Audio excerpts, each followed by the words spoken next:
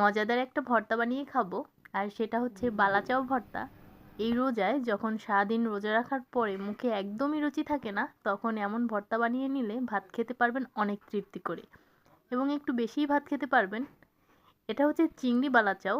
এই চিংড়ি বালাচাও ভর্তাটা বানানোর জন্য আমি বেশি করে ধনিয়া পাতা কুচি করে নিয়েছি, আর পেঁয়াজ কুচি করে নিয়েছি, আর সাথে শুকনো মরিচ গুঁড়ো আর লবণ, আর হ্যাঁ, সাথে একটু সরিষার তেল সামান্য।